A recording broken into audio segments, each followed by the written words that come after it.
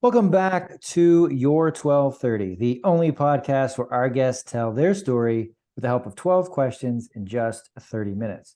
Today, we are really excited to speak with Jeff Bajorek. Jeff helps sales organizations perform better because selling is not an instruction manual to be followed. It's a series of problems to be solved. Your team has what it takes, but fear generally will hold them back. They could be afraid of appearing salesy, afraid to do it wrong, and they're afraid they won't do a good job. That's why Jeff helps salespeople believe they can sell by equipping them with the tools, rules, and frameworks to release their selling genius. People work with Jeff, they believe they're capable of doing things that they weren't before. Jeff, welcome. Very excited to have you here today. Happy to be here, Mike. I appreciate you saying nice things about me. And I love the theme of this podcast. 12 questions, 30 minutes. I better keep my answers brief. That's what I'm taking away from that is, Jeff, answer and get out of the way because we got stuff to get to and we don't have long to get into it. Well, I didn't say that, but if the answers are brief, that's great. And as I'll tell some of our guests, if we don't get to the 12 questions, I haven't had the podcast police come for me yet, so don't worry about that. Okay.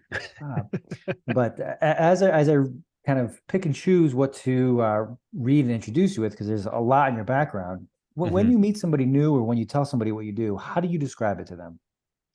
This is one of those things where it's always kind of been tricky because I do so many things. But I help sales teams perform better. I help sales organizations perform better. I help salespeople perform better. You can rotate those nouns out of that statement if you'd like, but that's really what it comes down to.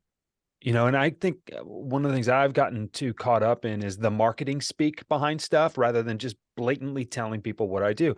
I help people perform better because I dig at the things that hold them back. I ask questions that other people don't ask, and I uncover the underlying root cause for people not doing what they know they need to do. So some people say that's life coaching. I leave that to my wife. She's much better at that than I am. But I think it's important that people realize that most of their sales problems are not really rooted in sales. They're rooted in something else that prevents the productivity. It prevents the prioritization. It prevents the focus. It's typically a lack of belief in what you're doing that prevents you from doing it. And I help people, one, recognize that, then two, rationalize that, whether or not it's actually true, right? I mean, do you really not believe in what you're doing, or do you believe in it? You just can't get yourself to do it, right? I mean, it's that thing that holds us back is typically right in front of our nose and we just can't see it. So once you can see it, it becomes something you can negotiate. And then once you can negotiate, you can actually do what you need to do. That's an awesome answer. And there's plenty of things I want to follow up on because you've said a lot there. And first thing I want to hit on is the problem solving piece, asking questions others won't or don't or should, but I can't think Sure. of. So what would be an example of a question like that? And how do you get people to answer it? It's hard to just generically say that. I don't have these things that are scripted, Mike. So it's not, here, let me run through my list of discovery questions in the discovery interview. And actually, that's kind of the key to what I do. I'm brave enough to let that discovery conversation go where it needs to go. And I rely a lot on my instincts. But I don't think those instincts are special. I think that every salesperson that's out there, every entrepreneur that's out there, anybody who's trying to make a sale, right? Whether you're listening to this, and you say, well, I'm not in sales, I'm an entrepreneur. I'm like, yeah, right, buddy. We were just speaking about those things that, get in the way of us doing what we need to do, right? The superstitions we tell ourselves, the stories we tell ourselves are often our biggest roadblocks. But when it comes to that discovery interview, when it comes to that discovery discussion, if you allow yourself to stay in the moment, and when you know what you're looking to learn, you intuitively understand the questions that will help you get there. But most people, really just about everybody, I've only dealt with a couple of people ever who are brave enough to actually ask what their intuition is telling them to ask. Most people talk themselves out of doing the things that they know that they need to do, because since there aren't very many people doing it this way, it feels like it's not safe for me to proceed, right? So when you talk to salespeople, for instance, all a salesperson wants to do is a good job. They want to do good work. They want to be told they did good work. They want to be recognized for it, and they'd like to be paid for it too. But it's really more about the recognition than it is about the pay. And in order to do good work, they want to find the most logical, the most widespread, the most defendable or defensible means of doing a good job, right? So they're going to look for a template or a playbook or whatever people are saying worked for them. They want to go with that. Because the last thing a salesperson wants to do is let anybody down, right? So we get the two forces here are, I want to do good work and I don't want to let anybody down. So how do I guarantee, or how do I give myself the highest percentage chance of winning? Well, I look at what everybody else is out there using to get to that point. And if we do what everybody else is doing, we're going to get mediocre results. That's the definition of mediocrity. Now, mediocre might be better than what you're getting right now, so it might look good, but we still have to call a thing a thing. And mediocrity is not what most people aspire to do, but it is safe. And so when you're talking about the difference between safety and doing your very best work, that puts everybody, it puts human beings in a very precarious position. It's scary to do your best work. You're putting yourself out there. You're out on a limb. You could fail spectacularly, or you could do the thing that no one else thought could be done. And a lot of people will skew back towards safety. But the problem with safety is that you're holding yourself back. And a lot of times you try so hard to be safe that you don't end up succeeding. And so not only are you not succeeding, you're dissatisfied. And it's a terrible, the word is on the tip of my tongue and it is escaping me right now, but it's just, you're incredibly restless when that is the case. And I cut through that when I talk to my clients, when I talk to my prospects. I ask them what it is that they want to be doing. I ask them about their intuitions. I ask them, what are you doing that you think is going to work? Why isn't it working for you? What would you like to do if you were in a position where you were told you couldn't fail? What would you do? What's your gut feeling telling you? What's that voice in the back of your head telling you? We dig into those things because I think they're important to pay attention to. So those are questions that I ask that a lot of other people don't, because the typical discovery framework is, well, okay, what are your results now? What would you like them to be? What have you done to achieve them? What has worked well for you? What isn't? I mean, it's just, most people want to, again, put themselves in this little box where if I ask the same questions, then I know I won't make any mistakes. And if I script those questions, I know I won't leave anything out. And you can't go anywhere beautiful that way. You can't go anywhere groundbreaking that way. And quite frankly, all of those frameworks are out there.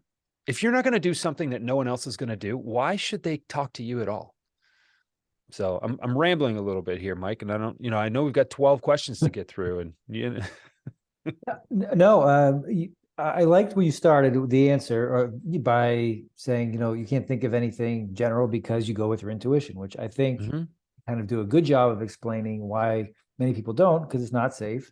And that the definition of mediocrity is what a large group of people are doing to hit kind of a middle target of results, even if they don't realize that's what they're doing. You joked up front, though, that you're not a life coach, but getting people to kind of be comfortable in talking about these things, you're going to sometimes get into personal-ish things, as well as, it's right in front of their face. They can't see it, but many others can. So how do you navigate that conversation? Besides following what makes sense or what your intuition is telling you, how do you get someone to see something that's in front of their face that they can't see? Is it something that you have honed over time, or what does that look like? I mean, sometimes it's just storytelling. The situation I just laid out plagues every single salesperson at least once in their career. Some are better about negotiating it than others. So I can tell a story about myself and my own experience. I can tell a story about another client. I can tell a story about a colleague, a friend, that help to paint a context around the situation that my client or my prospect is in at that point. That's always helpful. But I think so much of that is about creating a space, a vulnerable enough space where you can actually talk about those things. And look, there's a point where I'm not credentialed or qualified, let alone licensed to have some of these conversations. And I can recall one client in particular where this woman had real self-worth issues. And because of some things that had happened that she alluded to, but we didn't go into, there's some relationship issues that she had. And I said, you're going to need to address these. I said, there's some of this stuff that I can help you with, and there's some of this stuff I can't. But the stuff I can't help you with, that is going to get in the way of the stuff I can help you with. So you're going to need to, and whether or not you want to, addressing these issues is what is going to help you get over the hump. And at some point, I finally, because she didn't want to, I said, I respect that, but this is kind of as far as we can go until you get to the bottom of that stuff. So I really don't know what else to tell you, and it's so much about selling, particularly consultative selling. And I know you know this because of, by way of what you do. Look, best practices only work in the presence of the truth. So if you're not willing to tell the whole truth, then we can't get past a certain point. And you as the consultant, you as the seller, you as the entrepreneur, fill in the blank, right? You have to be willing to create a vulnerable enough space where the truth can be told. That is, I think, the biggest difference between someone who really does good consultative selling and someone who's just going through the motions. If you're going through the motions, I can tell. I know you've had these 12 questions, so to speak, scripted for a while. I know you go, oh, wait, how long before we get to the, do you have budget? Are you the decision maker? What's the timing? Like, you know what I mean? We all know that those things need to be solved for. But if you're running through a script, I can tell.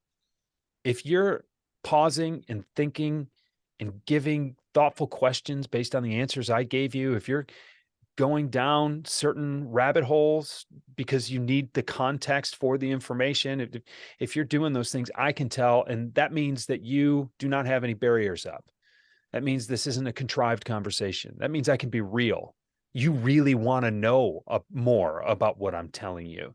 That makes me feel validated, as the prospect. And now I feel, okay, this person's going off script. This person wants to know me. They want to know more. They probably need to in order to help me the way I hope they can help me.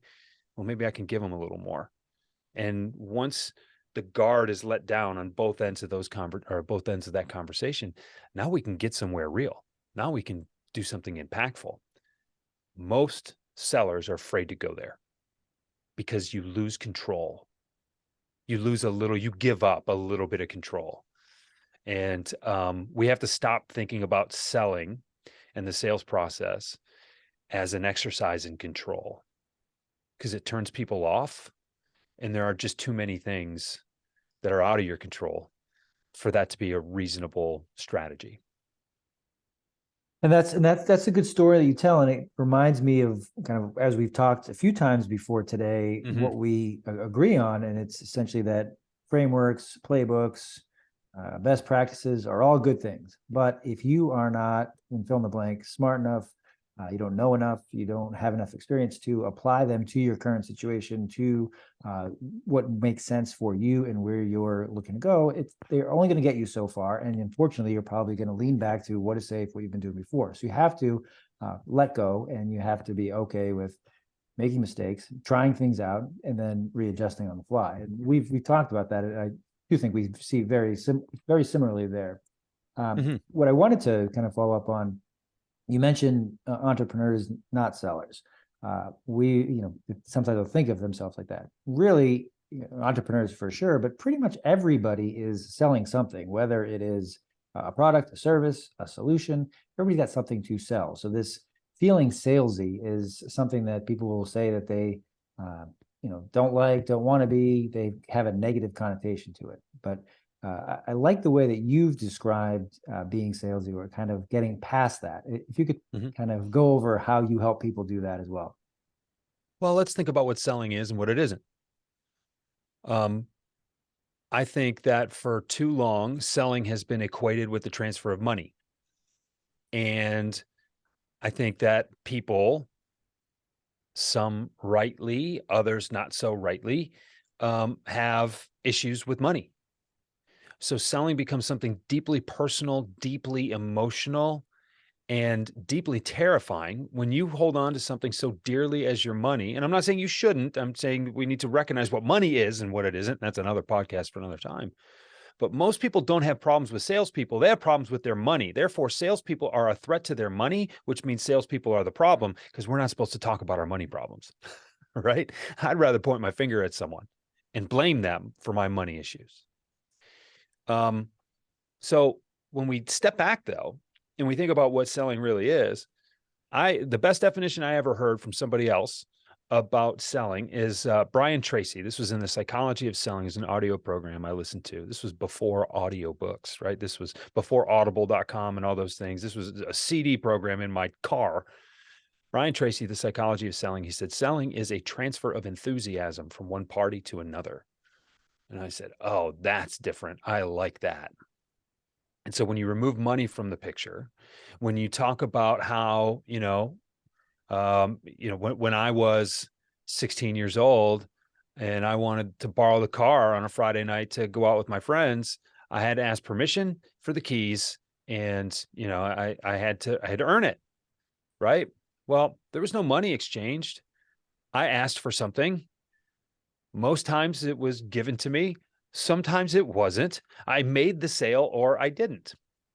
Now we can argue about whether or not I had to put gas in the car afterward and if that counted as an exchange of value, but there was no rental fee there, right?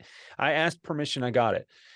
When you think about newborns, infants, right? They can't even speak yet, but they let you know when they're uncomfortable. They are selling you on their discomfort and hoping that you have the solution for them, right? I mean, and they have an alarmingly high close rate. They get what they want. They get what makes them feel better. It's a transfer of enthusiasm. They're enthusiastic about their discomfort. You're enthusiastic about their comfort. That exchange actually works pretty well for everybody involved. So when we step back and we remove money from the discussion, we start to see it a little more clearly. So I'll take that a step further.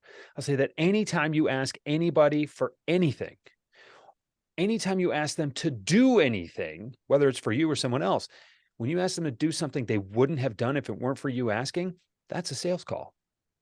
When they do it, you made a sale. That makes them your customer. Let's think about how we treat other people who either are our customers or we would like to be our customer. And we think about human relationships. We think about, what if we just had that lens to look through for every human interaction we have on a day-to-day basis? Let's think about how we would still disagree with people, right? I'm not saying we'd all get along. It wouldn't be utopia. We wouldn't be, sitting around the campfire playing guitars and singing Kumbaya, but we would disagree differently. We would disagree a lot more respectfully. We would have more empathy. We would listen better. We would try to give the other party in the discussion more credibility so that we can understand where they're coming from. We would basically do everything that Stephen Covey wrote about how to be an effective human being, right? The 7 habits of highly effective people. Like, in that way, sales is the key to a happier existence for everybody on the planet. But if we continue to approach it from a cynical standpoint, from an invulnerable place, from a place of fear where and scarcity, where we're, hoping someone doesn't take advantage of us and they haven't earned the right for me to hope anything different, it's really cynical. And I think it leads to less a less valuable or a less enthusiastic customer experience, right? And so, what are we trying to make happen here? And if we could just redefine the lenses that we look through, I think we can make it better for everybody. I absolutely love those stories and examples that you paint, from the screaming child, or you as a young, wide-eyed 16-year-old asking for the car, and then most times getting it, which obviously you were, because you were closing for as long as you can remember. So I didn't expect anything different. Great examples, supported by Brian Tracy and Stephen Covey. For those not familiar with either of those authors, please check out everything they've done. Exceptional works. Speaking of exceptional works in writing, I'm going to try a smooth transition here. You've written a few books, the newest of which, When It Goes Sideways, which is rather timely given the kind of swing in markets we've seen over the last, say, 6 to 18 months. So what is that about? How did you write it? It was spring 2020. The world had shut down. I wasn't traveling. No one was traveling. And I knew that there was an opportunity for me to get some work out there, get some ideas out there that would hopefully shed some new perspective on the environment that we were selling in.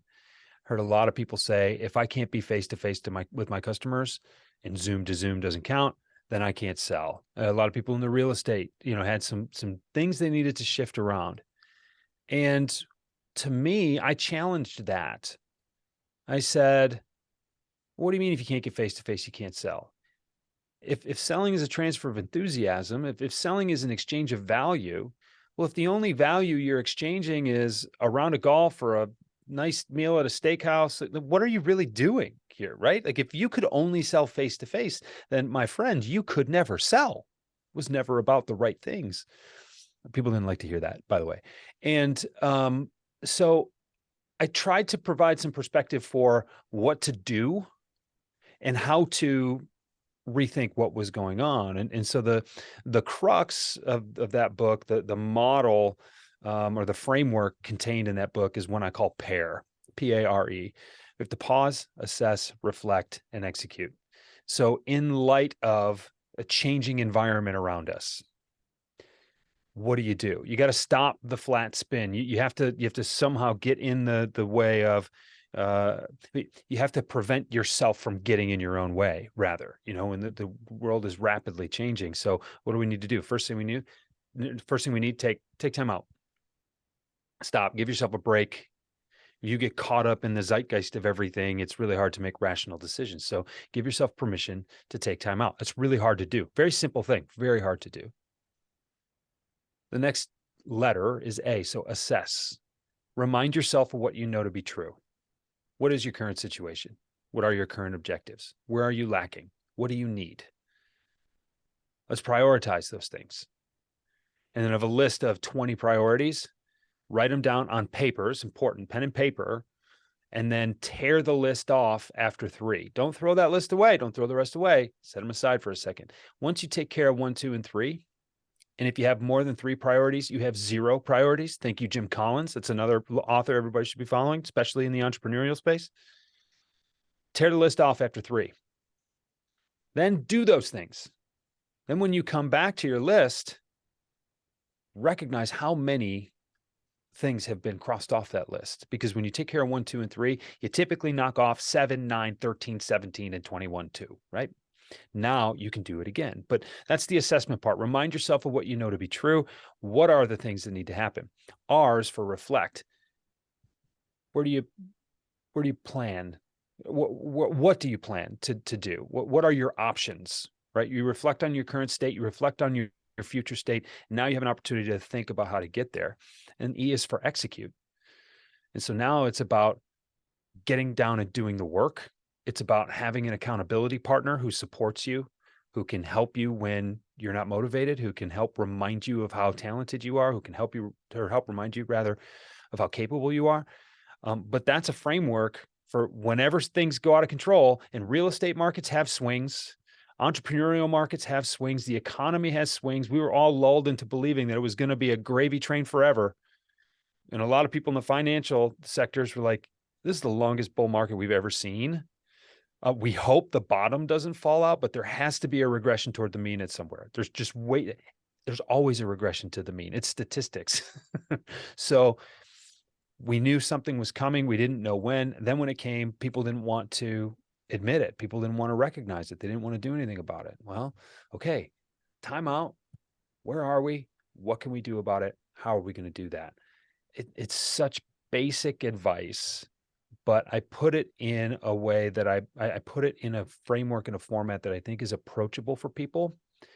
And it's I think in many ways it's just permission to do, again, what you know you really need to do, but you're afraid to. How do you take time out? But we have so many things that we need to accomplish, so many things we need to keep up with. I have to tweet, and I have to follow on, with my Instagram stuff, and I have to go to this networking meeting, and I have to have these client interactions, and I have to do my job, and I have family and kids and in-laws and parents and children. It's easy to let that spin out of control, but you have to remind yourself of what's important, and then you need to be diligent enough and disciplined enough to execute. A lot of good stuff in that answer, but I want to go back to the beginning because I think that's the biggest takeaway is that if you can have 3 priorities, no more, you are probably going to tick off another 7, 8, 9 things on your to-do list that you didn't realize because you're now focused on what are the biggest things for me to do. And even as you went through that example of I've got to do this and social media, that, they're all part of something bigger, or they are achieving something that you're doing in your work. So if you understand the why you're doing it and how you can get it done, that's the real goal there, is to have just the top priorities as opposed to the easier things just to knock off something on the to-do list. So I think that's really excellent example you give there. You also host the Rethink the Way You Sell podcast. We've talked a lot about the way that you help others sell. What do you talk about on the show, and who are you talking to, who are you talking with, and who should listen? I think anybody who sells something, particularly if you struggle with wrapping your brain around the idea that you're in sales, that was me a long time ago. And once I learned that lesson, once I was able to redefine selling for myself, I was able to lean into it and recognize that I could have a lot of fun and make a huge impact, not just for myself, but for the people that I serve. And so anybody who's ever struggled with that is going to take something out of this podcast. And the subject material is different from season to season. I've broken it into seasons because I wanted to tackle certain subjects individually. The first season's about understanding what your purpose is and what is your why, is what that season's called. It's an exercise that I do with all my clients, so it seemed like a very appropriate place to start the podcast. The second season is all about what it means to be a top performer, some of the intangible things that make top performers great. I say there's only a 5% difference between mediocrity and superstardom, and season 2 goes into that. Season 3 is all about prospecting. And I have a different perspective on prospecting than most people do. I'm not just giving you call scripts. I'm not sending you email frameworks. Actually, there is one messaging framework that ties all of my other rules and things like that together. But I give you the constraints for which you can solve those problems versus just following those scripts. Season 4 is called Sell Like You, which is really all about what it means to bring yourself to the sales process. So it breaks down the different elements of the sales process, but I'm also having guests on to talk about what it means to them to do their very best work, to bring their whole selves to their sales methods. So season 4 is going to wrap up here in May. I think I have to go back. I kind of record this stuff and stay 5 or 6 weeks ahead. So I think it's going to end right around the middle of May. And then in June, we're going to go with something a little bit different for season 5. It doesn't have a title yet, but I like the podcast because it's a very neat container for some of these concepts and frameworks, and you can just binge listen to 7 or 8 episodes at a time and get something out of it, rather than just having a regular interview show where people come on. I did that for 5 years prior and wanted to do something a little different for this one. So it's a long-winded description of my podcast, but it's a good iTunes description. only gives you so many characters. It's a good description. Check out Rethink the Way You Sell podcast with Jeff. I think just the way that you reframe selling altogether is going to be valuable for pretty much anybody, because truthfully, we all are selling something, as you said. And if we rethink of it as the enthusiasm, the exchange of value, it really puts that on its head and will make Those of us who are uncomfortable with sales, okay, this is something that I'm doing. Or it's those who are already good with sales, like, okay, now I can like sell like you, sell like myself. I can add some personality. I can add what I bring to the equation. It's a little different than others. So I absolutely love that. Somehow we are already at time today. Mm. We've covered a decent amount of material, but is there anything that I didn't ask you that I probably should have? No, it's your show, man. Ask me what you want. If you think of some other stuff you want to ask me, then let's do 30 more minutes sometime. But no, I can't think of anything that we didn't cover that I had intended to when I showed up today. So then let's get out of here on this. Back to season one. What is your Yes. why, Jeff? Oh, you know, I struggled in sales for the first 11 months or so until I had the right mentor. And the right mentor came along at the perfect time because I was getting ready to leave. I was going to quit. And as soon as someone took me under their wing and showed me what selling could be, showed me how fulfilling it could be, showed me how much help I could do for others, it opened up a completely different world of possibilities for me. And the arc of my career changed, but more importantly, the arc of my life changed. And when that light bulb went on over my head and I saw the whole world differently, it was so powerful. I knew right then that I wanted to shine that light on other people, that I wanted to encourage and empower people to have their own light bulb moments like that.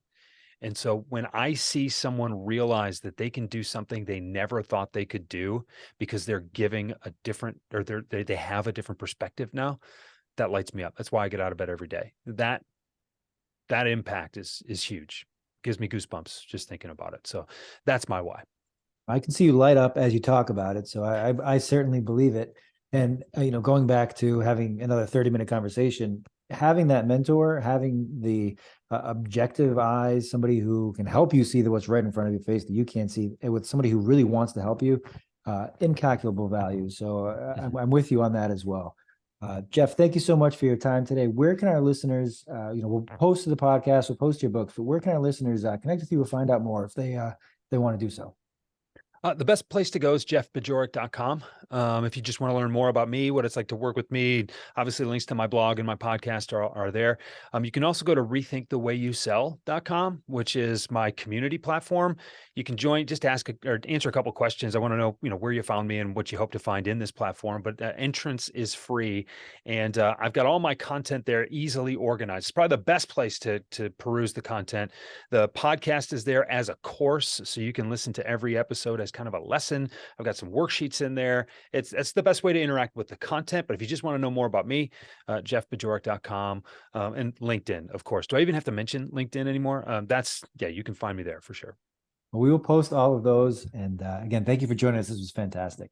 Thank you, Jeff. Thanks for having me, Mike. This was fun.